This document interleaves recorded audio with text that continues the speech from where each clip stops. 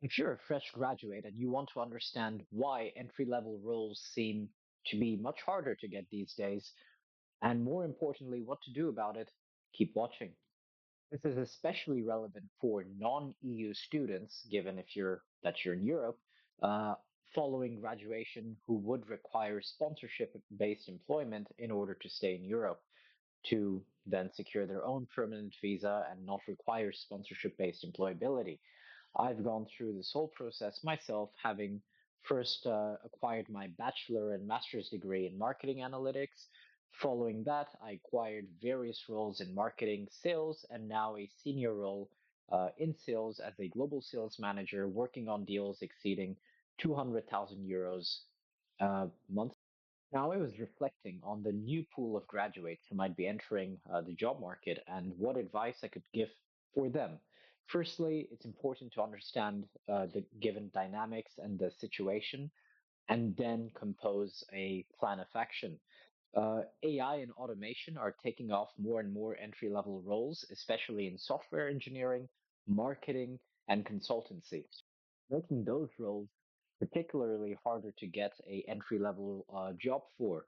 Um, Beyond AI and automation, these days, what I'm seeing and hearing more and more is that entry level roles require certain years of experience already, sometimes 2 to 5 years of experience. And that's a chicken and egg problem. How are you going to get uh, the experience with if the stage gate at the entry level is already requiring experience? Now, of course, what many students already do is take unpaid internships or very internships which don't really pay that much, perhaps 500 euros a month. But usually, internships at most last, at least mine did, around 6 to 8 months, maximum 1 year if you're lucky. And while that puts you in a relatively better position to understand how to work with people in a corporate environment, office politics, and how to deliver good work under that environment. It is not enough given today's job climate.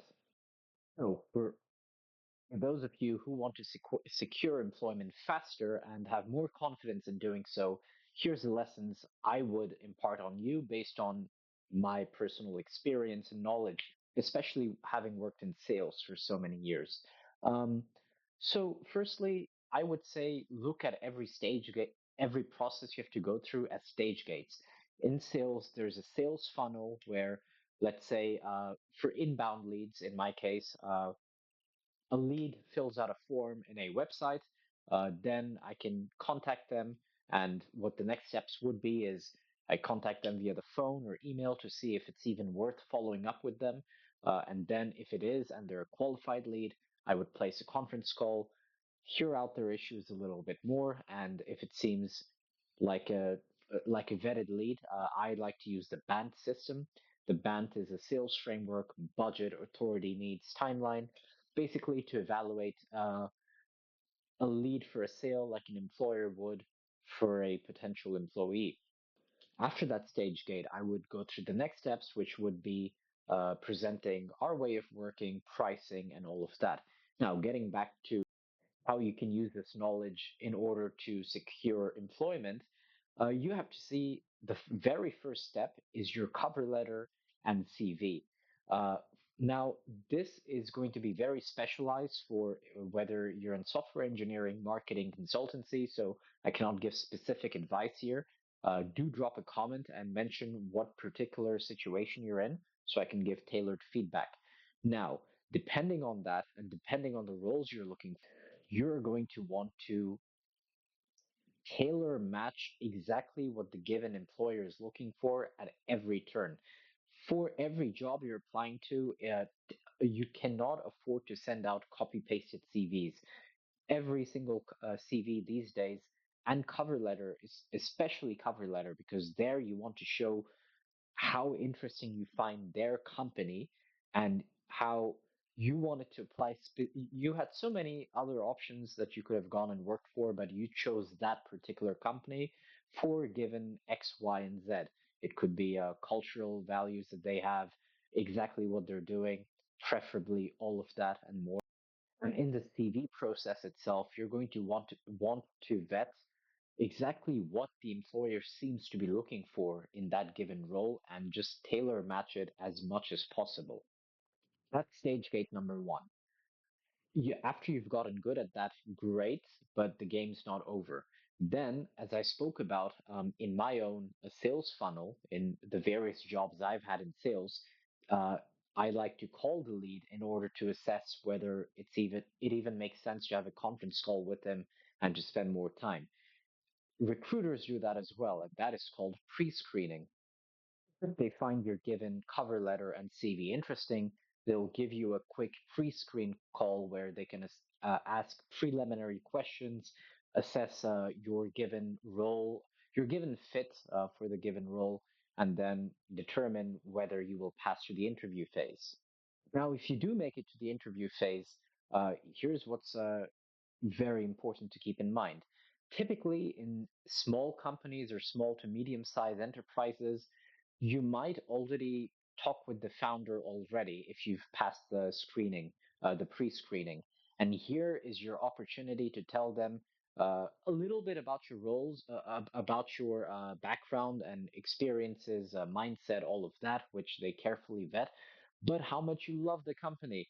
And especially as a founder who spend years working on that specific company and crafting the mission, values, and cultural norms of that company. If you play into that, he or she will absolutely love it, and that will already separate you from the other candidates. So, in the interview process, you will be asked questions about your hobbies, your values, and all of that. Now, of course, you can answer it a little bit, but what especially in sales, what I like to do is present a mirror version of what the person might want to hear. So it is very important at this stage that you ask, yeah, that you give, uh, yeah, an answer, but then also ask them back, okay, what is important to them? What is, uh, what norms, values, and whatever do they find important? And then to really find alignment there between what you want and what they're looking for, and that is a successful psychological frame that you. Now, you might also be given a case study then to do for a second interview, where you might have to first work on it, given your skill set and expertise. This part should be the easiest to do because presumably you've gone to university, and of course you can look things up with ChatGPT and the LLM of your preference and craft the right answers.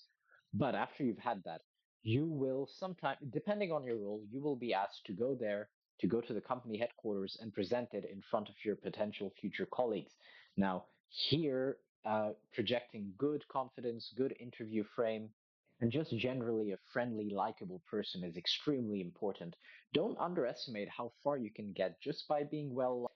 In sales, especially, we're told people buy from people that they like and trust. So please do keep these principles in mind. Now, if you've got navigated all these stage gates successfully, you will have offer at the end. Now, depending on the role, they might present you the offer at the end of the successful interview or over email later.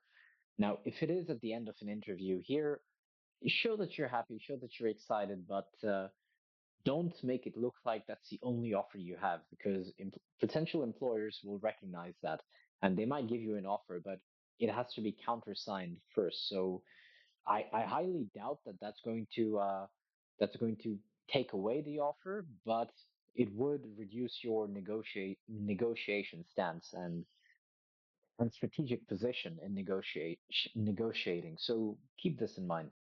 I hope the tips provided here were insightful, and if they were, please do leave a comment and like, and I will see you in the next one.